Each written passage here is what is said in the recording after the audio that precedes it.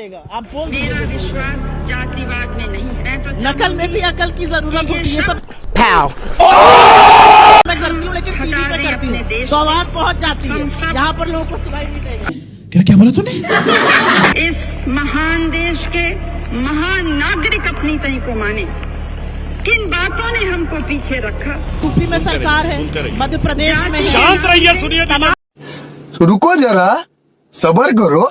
बोला धक्का बुक्की नहीं करने का। सरकार है छत्तीसगढ़ में, कराइए ना जातिगत सर्वे वहाँ पर सर्वे का नाम सुन के सांप सूंघ जाएगा। क्यों भाई? ये क्यों डिस्टर्ब करने?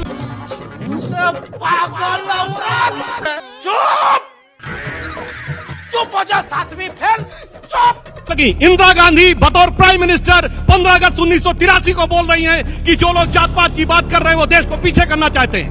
बोलिए, इंदिरा गांधी सही या राहुल गांधी सही?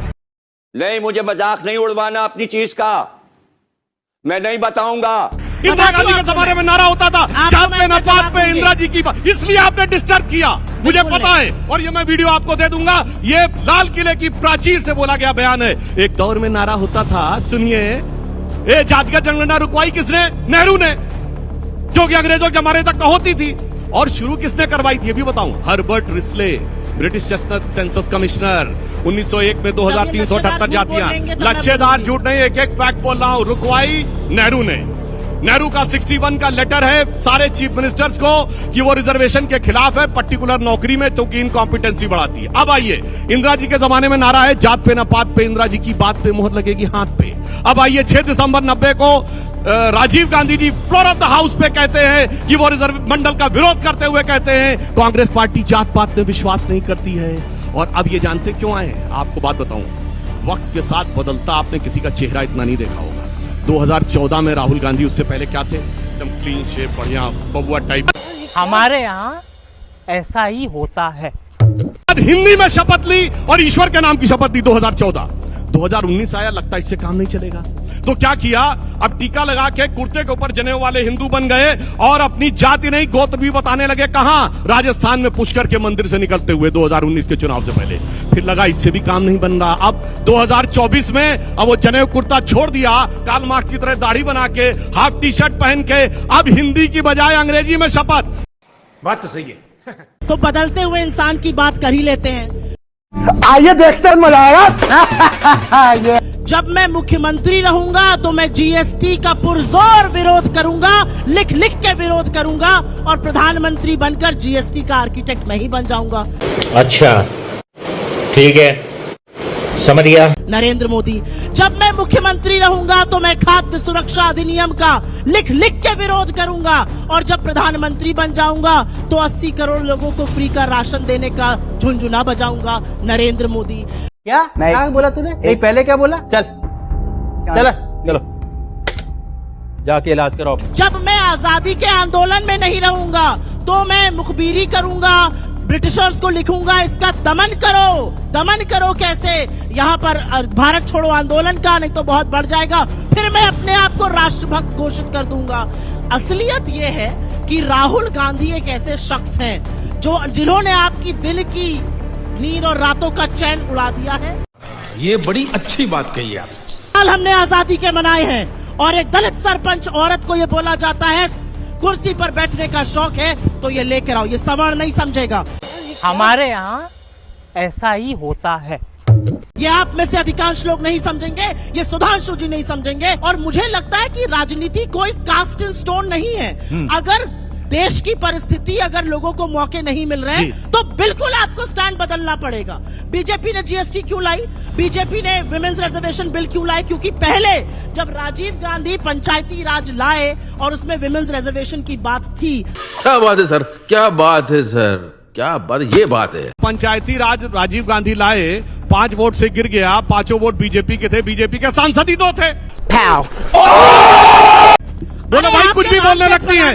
राजीव गांधी के जमाने में बीजेपी के सांसद ही 2 थे, राजीव गांधी कहते थे हम पकड़ लिया गया, झूठ छोड़िए, आपके जैसे बोलने लगती है। आज सुनिए, अब बताता हूँ। 2011 में जनगणना हुई, इनकी सेंसस कराई।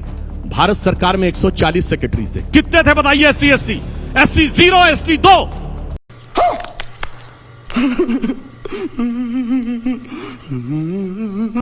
किसकी सरकार थी?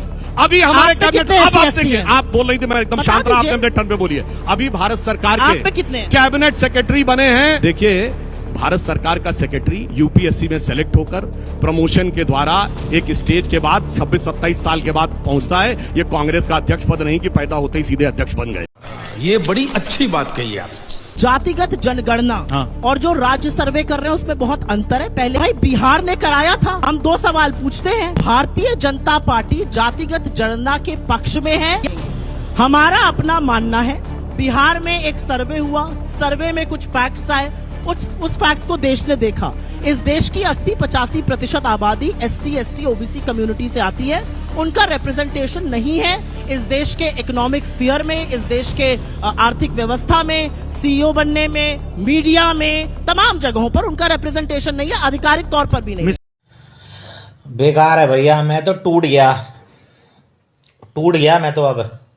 एक मिनट, क्या इस देश की आदिवासी, क्या इस देश की पिछड़ी लड़कियां सुंदर नहीं है? नहीं। भला की खूबसूरत है, लेकिन उनको अपॉर्चुनिटी नहीं मिलती है। बात ये कह रहे थे राहुल गांधी, सेक्सिस्ट बीजेपी ने बात उठाई मिस इंडिया की। जो मत है वो साफ नहीं हो पा रहा है। आपने कर्नाटक पर मुझसे सवाल पूछा और ये सवाल बिल्कुल पूछना वाजिब है।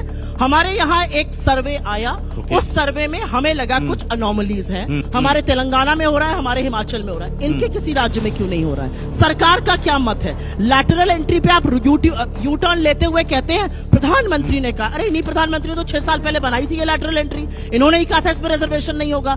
आपको यू टर्न पे यू टर्न लेना पड़ रहा है, देश ने आपको इस कगार पे लाके खड़ा। अब तू गया बेटा, अब तू गया देख। मंत्री अमित शाह जी ने कहा है, हम बिल्कुल खिलाफ नहीं है, हम उचित मौके के ऊपर तो जारी कब करेंगे? मगर अब सुनिए, मैं जवाब देता हूं। कितनी मजेदार बात बोली। 6 साल पहले लेटरल एंट्री शुरू की थी मोदी जी ने, और 1972 में लेटरल एंट्री से ज्वाइंट सेक्रेटरी बन गए थे मनमोहन सिंह। 50 साल पहले।